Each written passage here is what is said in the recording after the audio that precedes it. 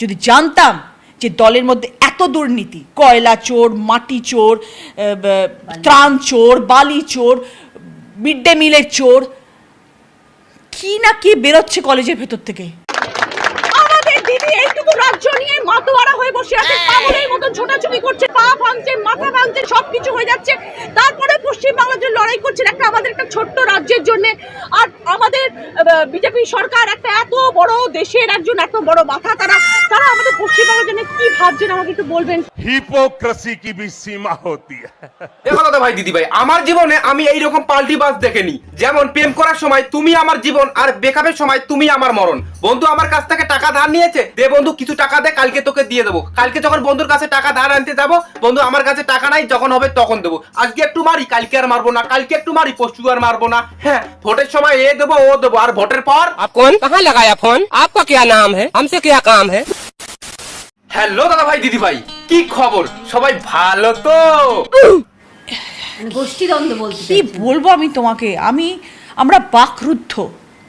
আমি বাকিদেরটা জানি না সুচরিতা, বাট আমি জানতাম না এর মধ্যে এত নোংরামি লুকিয়েছিল দলটার মধ্যে। ও বাবা গো, এত ভালো অভিনয়! বলছি কাকিমা, তুমি যে এত ভালো অভিনয় করো, কেন তুমি সিনেমা ছেড়ে রাজনীতির মধ্যে চলে গেলে? কি টাকার কমতি ছিল নাকি?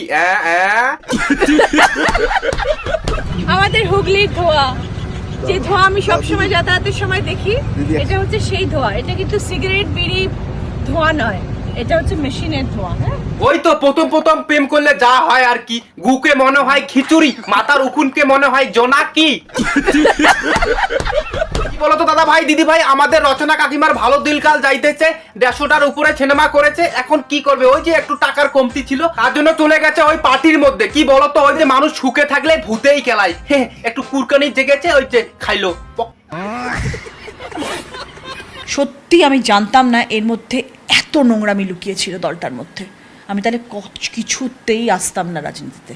আমি খুব ভালো ছিলাম গো, আমি আমার কাজ নিয়ে, আমি আমার শুটিং নিয়ে, আমার নিজস্ব পার্সোনাল লাইফ নিয়ে, সব কিছু নিয়ে আমি অত্যন্ত ভালো ছিলাম। এবং এটা আমি মিথ্যা কথা বলছি না, সেটা দর্শক খুব ভালো করে জানে।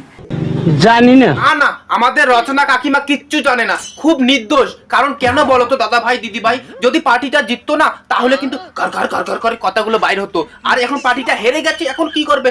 আমি কিছু জানি না, আমি নির্দোষ, আমি নির্দোষ। একটা কথা চালু আছে গুরু, কি বলতো, কখনো চোর বলে চুরি করে, আমি চুরি করেছি, আমাকে মারো। মানে বলছি রচনা কাকিমা, তোমাকে কেউ বলেছে নাকি পায়ে ধরে তুমি পার্টির মধ্যে চলে আসো, আমাদের খুব ভালো হবে? বলেছে? আবে সালে, রচনার জায়গা আপনার দরকার ছিল, সেলিব্রিটি স্ট্যাটাসটা আপনার প্রয়োজন ছিল, তাই জন্য আপনি নিয়ে গেছেন। এবং রচনা বন্দ্যোপাধ্যায় বলে সেই সিটটা উনি পেয়েছেন। শুধু তৃণমূলের লোগো নিয়ে একটা রামশ্যাম চৌধুরীকে দাঁড় করিয়ে দিলে আপনি সিটটা পেতেন না।